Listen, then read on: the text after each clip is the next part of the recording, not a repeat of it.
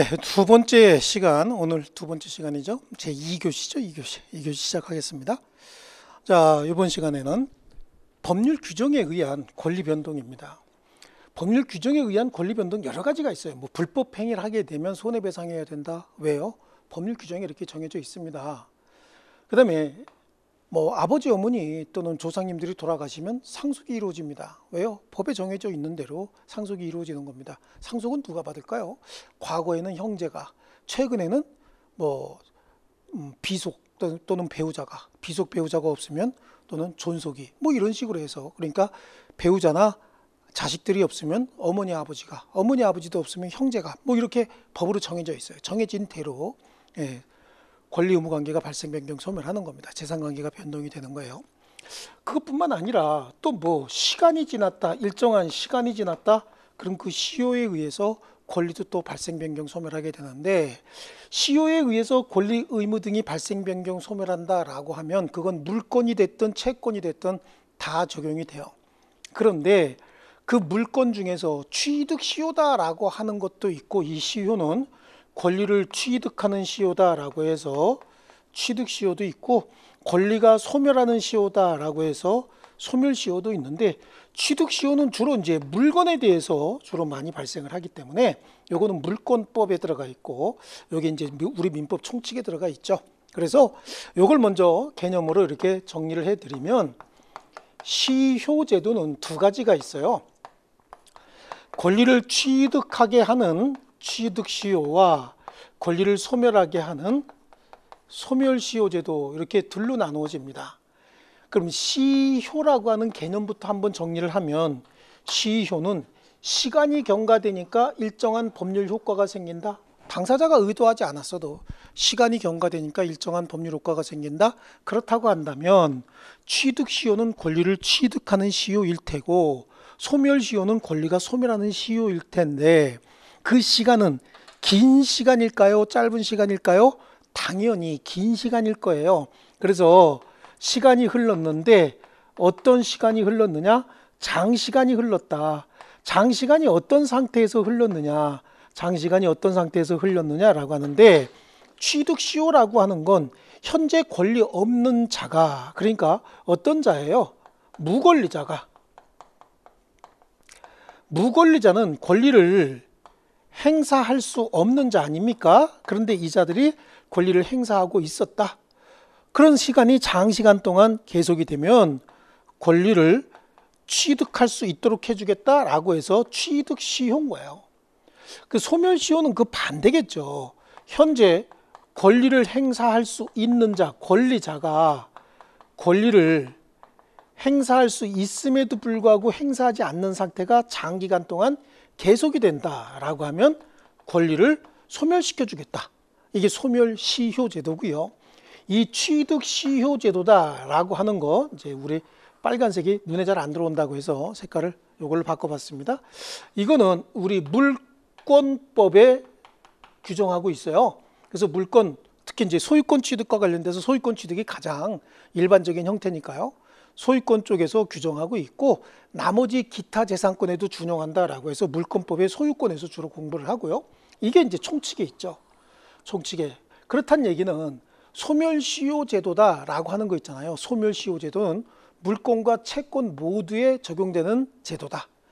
그러면 취득시효다라고 하는 건 주로 물권에서 소유권 취득과 관련된 거, 물론 지상권이나 지역권이나 분묘기지권이나 뭐 이런 것들도 있긴 있어요. 하지만 주 내용이 소유권인 거예요. 그래서 취득시효는 주로 물권법에서 이야기한다. 그럼 이제 총칙에서 이걸 공부해야 된다, 그런 의미잖아요. 그러면 정리를 한번 해서 개념 정리를 한번 쭉 한번 해보면요. 일단은 시효인데 어떤 자냐라고 하는 거야. 권리자가, 그래요. 권리자가 권리를 행사할 수 있음에도 불구하고 권리를 행사하지 않는 상태가 일정 기간, 장기간 동안 어떻게 해야 되는 겁니까? 계속이 된다. 그러면 권리를 소멸시켜 주겠다, 이런 개념이거든요. 그럼 여기서 권리라고 하는 건 모든 권리가 다 소멸시효 대상이냐? 그건 아니란 얘기예요. 소멸시효에 걸리는 권리도 있고 소멸시효에 걸리지 않는 권리도 있습니다. 소멸시효에 걸리는 권리도 있고 소멸시효에 걸리지 않는 권리도 있는데, 소멸시효에 걸리는 권리는 여기서 장기간 동안이다 라고 하면 권리의 종류에 따라서 소멸시효 기간이 다 달라요. 여기서 다 암기해야 되는데, 이거는 정말로 한 방에 다 암기하는 방법이 있어요. 한 방에 그냥 끝나는 방법이 있어요. 지금 제가 암기하는 게 아니라 전체적인 개념만 잡아보자 그랬으니까 뭐 궁금하셔도 본 수업 때 하시기로 하고요. 소멸시효에 걸리지 않는 권리와 소멸시효에 걸리는 권리가 있는데, 소멸시효에 걸리는 권리는 여기서 한다고 했잖아요. 여기서 한다고 했으니까 소멸시효에 걸리지 않는 권리들, 그래요. 뭐 여기도 형, 상점, 담, 분비, 물청소, 하자, 등청해서, 왜냐하면 걸리면 큰일 난다. 걸리지 않게 하기 위해서. 형이 조그마한 상점을 합니다. 임차인으로서. 근데 막 거기 주변에 지저분해졌답니다. 임대인이 보면 쫓겨날까봐 걸리지 않으려고 빨리 가서 물청소하자. 뭐 그런 의미로 얘기를 할 거예요. 소멸시효에 걸리지 않는 권리들, 요거를 이제 여기서 암기하면 되는 거고, 걸리는 권리는 이제 여기서 할 거니까 한 방에 해결한다고 말씀을 드렸죠. 그 다음에 권리를 행사할 수 있음에도 불구하고 권리를 행사하지 않는다. 이게 뭐가 되는 겁니까? 소멸시효의 기산점이 되는 거예요. 기산점. 그렇다는 얘기는 갑이 권리자고 을이 의무자인데, 권리자가 권리를 행사할 수 있음에도 불구하고 권리를 행사하지 않으면 이때부터 소멸시효가 진행합니다. 그래서 법에 정해진 기간이 만료가 되면 채권, 채무관계, 그 다음에 기타 물건에 대한 권리관계는 그냥 어떻게 됩니까? 소멸해 버립니다. 소멸하는데 그때부터 소멸시킬 거냐, 소급해서 소멸시킬 거냐, 이런 문제가 또 생기죠. 그래서 여기서는요, 그때부터 소멸이 아니라 권리를 행사할 수 있는 때로부터 소급해서 소멸시켜 버리겠다라고 하는 겁니다. 자, 그래요. 요게 소멸시효제도다라고 하는 거죠. 그래서 기산점 이거 따져야 됩니다. 요거. 즉 권리를 행사할 수 있다의 의미가 뭐고, 행사할 수 있음에도 불구하고 행사하지 않을 때 소멸시효가 시작이 된다. 그러니까 결국 구체적으로 요거는 동시에 발생하는 거니까, 권리 행사할 수 있을 때의 의미는 권리 행사하는데 법률상 장애가 없음을 이야기한다. 여기서 사실상 장애라고 하는데 이건 어려운 거 아니니까 개념으로 정리해 볼게요. 자, 내가 권리자인데 권리를 행사할 수 있음에도 불구하고 권리를 행사하지 않는 이유가 기한부 법률행위인데 아직 기한이 도래하지 않았대요. 조건부 법률행위인데 아직 조건이 성취가 되지 않았대요. 그럼 법적으로 권리 행사할 수 있는 여건이 아직 안 갖추어진 거잖아요. 그래서 권리를 행사하지 않고 있다. 그럼 그건 권리 행사에 법률상 장애가 있다, 이렇게 이야기하는 겁니다. 그러면 사실상 장애는 뭐냐? 내가 권리가 있는 줄 몰랐다는 거예요. 여러분들도 여러분이 공권이라든지 사건을 행사할 수 있음에도 불구하고 모르고 넘어가는 경우도 많이 있을 거예요. 여기저기 찾아보면 많이 있을 겁니다. 개인마다 조금씩 다르긴 해도 분명히 있을 겁니다. 그렇게 권리 행사 가능성이라든지 권리 존재를 몰랐다, 아니면 개인적으로 몸이 너무 아파서 권리 행사하지 못할 개인적인 사유가 있었다, 이런 것들은 다 사실상 장애예요. 그럼 여기서 권리를 행사할 수 있음에도 불구하고 권리 행사하지 않았다라고 하는 건 권리 행사에 장애가 없음에도 불구하고 권리를 행사하지 않았다라고 할 때 이 장애는 어떤 장애를 얘기하느냐? 법률상 장애만 의미하는 것이지 개인적인 사정으로서 사실상 장애 같은 건 장애로 보지 않는다. 그 말을 조금 더 진행해서 시험과 접목을 시키면, 권리 행사하는데 법률상 장애가 있었으면 소멸시효는 진행하지 않는 거예요. 법률상 장애가 없었음에도 권리를 행사하지 않았다. 그럼 권리 행사하는데 아무 문제가 없는데 행사하지 않았다. 그럼 그때부터 소멸시효 진행하는 겁니다. 그래서 권리를 소멸시키는 거다. 자, 그래 법률상 장애만을 가지고 따지는 겁니다. 자, 그리고 장시간이 흘렀다라고 하는데, 그럼 이 장시간은 어떤 시간이냐라고 하는데, 장시간은요, 시간이 권리의 종류에 따라서 20년짜리도 있어요. 10년짜리도 있고요. 그 다음에 단기 소멸시효다라고 해서 3년짜리도 있고 1년짜리도 있어요.